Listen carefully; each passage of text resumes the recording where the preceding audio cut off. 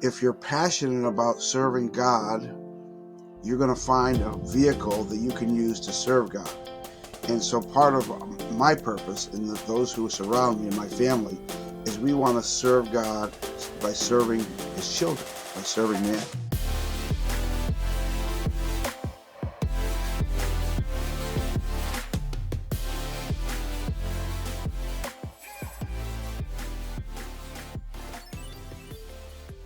Hey, and welcome to the Dominate Healthcare podcast.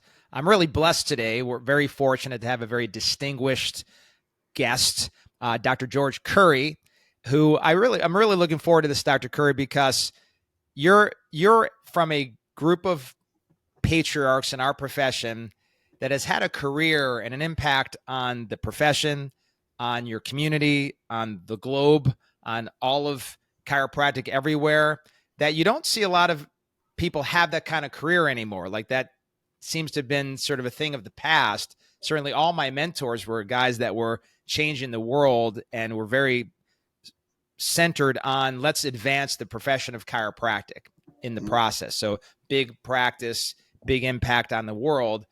You know, what drives you? Maybe that's something to share with the chiropractic community today, to be so driven to help not just your own office, because you have a thriving local clinic, but you're really, president of the ICA, president of your state association. I mean, you're really moving mountains on behalf of all of us with a DC after our names. Right. Well, when you and I and so many others have fallen in love with the chiropractic profession, it all starts with a love in what we do and how our method of serving humanity. And it's unique and it's different and it has its own unique challenges. But if you're passionate about serving God, you're going to find a vehicle that you can use to serve God. And so part of my purpose and those who surround me and my family is we want to serve God by serving His children, by serving man. And it doesn't just hold itself just to the realm of chiropractic, but it could be any aspect that we see. So we've done mission work since the 90s and continue to do it, setting up new offices, going to impoverished areas and helping people. That has nothing to do with my clinic and my business. It has to do with the purpose and the mission. And when you have fallen in love with the profession and you have a mission that's greater than yourself, then that's everything that we do follows that line. But like anything, when you're married, I mean, think about I don't know how many years you've been married, Doc. How many years? 21. 21. So, so prior to being married, I don't know how long you're courting your wife, but prior to getting married, you obviously fell in love. And you fell in love to the degree that you were going to make this commitment of marriage. And over 21 years, you're still in love. But maybe not always the same levels during 20 years. You can, go in and out of love, or love more sometimes than others. And it's the same thing with a mission. You can get knocked off the pedestal. You can get set off purpose. So one of the keys is to stay on purpose and just to serve. And when I find that when you serve, my heart becomes full. So I love the opportunity anywhere I can to serve. And my vehicle is chiropractic. So having mission trips all over the world, going to impoverished areas, going to chiropractic was never even introduced. And then in my own community, the old story, when people went to see, would go on a mission trip, they would go to India, and obviously they would, be serving there. They would say, hey, you don't have to go to India. You can find your own Calcutta in your community and serve there. So Sister Teresa would say, don't have to come work with me, work with your own, work locally with your own people. And that's what we continue to do here. And we just went into an impoverished area in my neighborhood just last Saturday, for the 30th year, where we bring Christmas presents to the local firehouse. And for 2 hours, the children and their families line up. Santa comes in with the fire truck, and it's just a great thing. So we just do it, and we get it. And so that's like It's a muscle that we use, and any muscle that you use frequently gets strong, and it's a strong muscle for us. Of course, you're speaking at the C3 Mountaintop Experience there in New York at the illustrious Dr. Ray Omid's office. Yes, And yes. I'm now a chiropractor. I'm coming to that event, or I'm somebody listening or watching today. What is it that you heard? What is it that got you excited or focused on this commitment of chiropractic that, again, obviously people aren't hearing, seeing, feeling today? Because you and I, all of the people that we came up with changed the world. The people that we looked up to as we were going through our chiropractic schooling and first getting out into clinic and into practice, they inspired us that those that really are passionate about the movement of chiropractic globally and willing to see this profession get better and better and better over the years have always really thrived in their clinic. So there's somehow that connection. If I'm on that big mission, somehow my local mission explodes. But now I'm somebody, again, coming to you today. What is it you would say to me to kick off the type of Dr. George Curry career that you've experienced? Well, you need to, first of all, if we look at our surroundings, and this is Dominate Healthcare podcast, and our society is so sick right now. It's, some arguably would say, never been sicker, and we're in a paradigm where we're fighting disease rather than discovering the recipe for health. We're cursing the darkness rather than turning on the light. And chiropractic and maintaining a healthy nervous system is such a huge part of that. And it's the missing link that only we can provide. So we have to be the shepherd in our community to get that word out. Dr. Ray is doing it like a house of fire, and he's going to many, many communities and communities that surround his office, and he's doing it in a way to get the word out to the masses with fantastic results. So there are ways to reach the public, whether you're out going door to door, whether you're doing screenings, outside lectures, which is what he's doing. So there are ways that if you feel you want to serve at a higher level, that you can do it. And there's formulas, and success leaves clues. So you can go to a place, and he's having this program in his office. And so you'll be able to look around and see what a thriving, powerful, successful practice looks like and what it feels like, and then acquire a recipe on how you can follow those steps to improve your practice. And there are so many things that happen when you start to increase your impact in your community. Your of course your volume is going to go up. Of course, as a result of service, your income goes up, but you're going to start to really make a dent in this thing. Because what are people faced with in a health crisis? Drugs or surgery. And neither one of them work very well. And yet something as powerful as a chiropractic adjustment, many people that are sick and suffering, and you drive by their homes every day, they're one adjustment away from getting their health restored. And that's the excitement of it. And the focus. And sometimes we get tunnel vision, we get these blinders on. Now I'm lucky enough, and people who don't have associates or don't regularly attend meetings like this are sequestered, and they're on an island, and it's easy to get knocked off purpose. It's easy to say, well, what can I do? Just me, I'm all by myself. You're not alone. The answers are here. They're available, and people like Dr. Ray and yourself and myself are ready to share what we know about how to get you headed in the right direction, how to take it to the next level, if you will. But every day for me, and I can only pray and wish that those who see this podcast who are in service industry or have offices, that they can catch that fire and that indomitable spirit of service that drives me. And so when I get to the office, I just love to go into the office. And literally, when we operate and vibrate at that higher frequency, we're getting to see the miracles. Who would get tired of not seeing a miracle? So I have 4 of my children are chiropractors, and I work mainly with my oldest son. My youngest daughter is about to go on maternity leave, and my oldest daughter is on maternity leave, and my youngest son is working in another satellite clinic. He runs the show. But my son just came to me yesterday and said, "Hey, Dad, we gave this woman one adjustment, second cervical vertebra, and she had been partially blind in one eye for years." And she said after that first adjustment, she looked up from her couch and she could see into the room where she hadn't been able to see into that room for years. Wow. I mean, we had a woman that came in earlier this week. She was scheduled for shoulder surgery. One adjustment, after a year and a half of not being able to raise her arm, was able to raise her arm up just like that. I mean, this is like stuff of biblical proportions that we can see in our office if we open ourselves up to that and we stay focused on what we can do, promising nothing and taking no credit, but accepting that the power of God is unlimited, and we're working with God's stuff here in our office.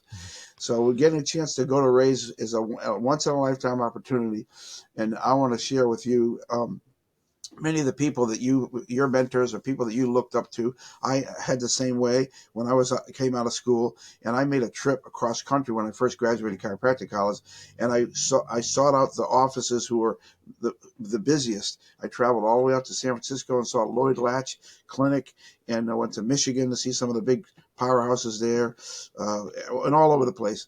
And when you get a chance to experience and see the four walls that they're working in and walk in that space, that in itself is worth the price of admission, because what you can get, what you can garner from seeing it, and it suddenly becomes real. And so as a 40+ year practitioner, I'm excited because I like to see the vessel that Ray's working in. I look forward to it, and I'm excited. Anyone who's doing really well and they're crushing it, boy, that excites me like nothing else. Yeah, when you come to an event where you have a chance to hear from people that have been doing it for, where we're counting it in the decades. So You've got your 4 decades. Dr. Rob's got his 4 decades. I got my 3. When you hear that and you see people that are not only practicing that long, but still love it, still advancing, still growing, doing bigger things, it's good to hear their spirit.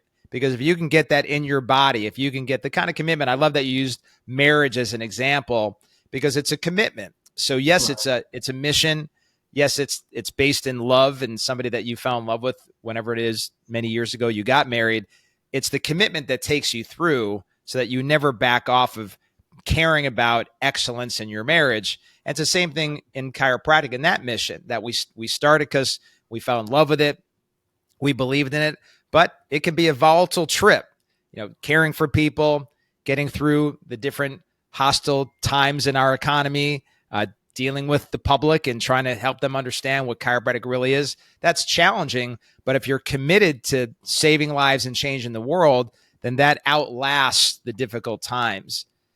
One of the things I wanted to tie together is, again, for people that don't know who you are, you've done so much for this profession and beyond. Then you've also gone and traveled the world on mission trips. You can go on, and I'm sure we'll learn more when we have the event about all that you do in your community. I know there's, charitable work, school work, coaching. I mean, it just goes on forever what you do. And it's all based on the fact that that if you can be a leader in your community, you could be a voice for chiropractic. And it always comes back down to that. And there's something about that giving and loving, serving chiropractor, committed to the mission, who wants to be that voice and change the world, that also leads to these very specific results in the clinic. So when a patient goes to a doctor like you, they tend to never leave. So I know you've got this really big referral. Not a referral, but also a retention-based practice. You get a lot of referrals. Dr. Schiffman's the same way. Dr. Oman's the same way. My practice, my brother's practice, who's another C3 coach, the people just never leave. The average patient's there 20, 30 years. Both of us adjust a lot of the babies we used to adjust. So if you come to my clinic on a Monday night, there's a family that comes in and it's 4 generations. And so the babies I was adjusting, they all have babies now. Some of them 3 or 4 babies now. And that's just what happens when you're on fire for chiropractic like this. So help tie that knot, because I think a lot of people are missing that the reason people don't stay and refer has a lot to do with your commitment to this profession. Right. So that's a great thing. This is because you can go and you will learn any number of ways from a Dr. Ray how to fill your office with new patients.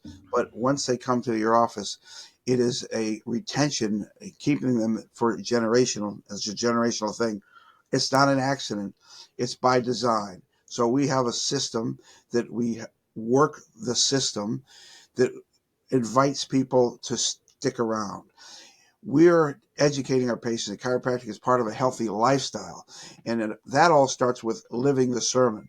So if you're listening to this podcast and you're serving the people and you're not taking care of yourself, you can't sell what you don't own. You have to own that chiropractic is a lifetime thing. It's just not for backaches and neck pain. It is maintaining your nervous system as a lifetime thing. And once you've bought into that, now you can help systematically train and educate people. And people will go where they know that you care about them. So you have to provide the chiropractic care, the adjustment at the right place at the right time, but you have to love them in a non-physical way, but love them and demonstrate to them that you care. And that old adage, they don't care how much you know, they want to know how much you care. And there are ways to communicate how much you care so that your patients love you and you love them. I like to say they become part of our family. It's not all unicorns and rainbows. Anytime you have a family reunion, you've always got the crazy uncle. You know, you don't always like the people who are in your family, but you got to love them. You don't have to necessarily like them, but you have to demonstrate to them that you care. And there's ways that you can do that. Everything and how you communicate with them. Are you texting them? Are you calling them? Do you send them flowers? Are you celebrating their achievements? Do you know about their family? Do you know about their home life? Do you know about their work life? It takes some investigating to know who this person is and know about this person. And patients will come sometimes because they honor your opinion and they know that you love them with questions about their life. What should I do? What should I not do? And, you know, I'm not an advice giver and I'm not a psychiatrist or a psychologist, but I will say, look, you got to go see your pastor. You got to go to your church and ask those questions. But that's an example of how much they care about you because you've invested in them. And let's face it, if you know you have four generations, people have been coming to see you. We look at their records and they started in 1987 and they're still coming in. You're like way beyond the safety pin cycle in the 33 principles. Not that you can't always help increase their understanding. Whenever there's a new research article that demonstrates the effectiveness of chiropractic and the power of our nervous system, we share that even to the most seasoned patient. However, it's more than just the clinical aspect, it's the love aspect. And, you know, if you haven't been to a patient who passed away, because they do graduate despite getting their atlas adjusted, and you go to their funeral and you know, put a hand on a shoulder for someone who's lost a loved one, that's very, very powerful. Sometimes they'll never remember what you did for them, but to remember how you made them feel when you show up and give a kind word and in a sincere way, not in a contrived way. So if you're sincerely passionate about it, and there, you know, the well of love that you have to draw from is unlimited. You know, someone I would never forget. I have 6 children and I have 5 grandchildren, and soon to have 2 more coming up in the first part of the next year. Excited. But someone said, oh, you know, I never wanted to have more than 2 children because I just don't know if I had that much love to give. And I'm like, love to give? There's an unlimited supply. You can't run out, you know? So, but you do have to love them and you have to care for them. And you know, I'm not saying involved in their personal stuff, but just show that you care and that you're concerned, whatever it is. There's not a time, and as busy as I am, and during our power hours of adjusting, someone comes in and say, hey, I got my new car. I will walk out that clinic door and I will look at their car. I'll sit in it. It's awesome. Oh, our puppy's in the car. I'll run out, say hello to the puppy because I'm concerned. They know I care about them, and I have, you know, the records show I know what's happening with their situation, but demonstrating to them that you care for them as a person, and that's the thing that keeps them coming for decades and decades and decades, and the results of how they're feeling because they're nervous system interference free, So it's all part of a package, and it's something that you can, by design, increase your retention. You don't want to just have them in your office till they get to the out of pain, and then once they're out of pain or the symptoms are gone, they leave, and then that's a revolving door practice. There's a big hole in your bucket, and you have to constantly, fill it up. But if a practice like yours and Dr. Shipman's and myself and Dr. Ray's, if we didn't see a single new patient at all, which is nearly impossible, but if you didn't see a single new patient at all for a 30-day period, our volume would stay the same because of the massive amount of people that we've had. And that has to do with the retention, a very important part of a healthy practice. Like you said, with a funeral, I'm sure people came up to you and said, you meant so much to this person throughout their life. And I think that kind of encapsulates the whole thing. We make such an impact beyond just the fact that we're even adjusting them. So really can't wait to hear from you. These were all obviously wisdom bombs that will change your life. So can't wait to see you here in New York. Everybody, thanks for watching. Thanks for listening, supporting the podcast, because this is about dominating healthcare. As we always say, you can't participate, you must dominate. Bless you all. Remember who you are.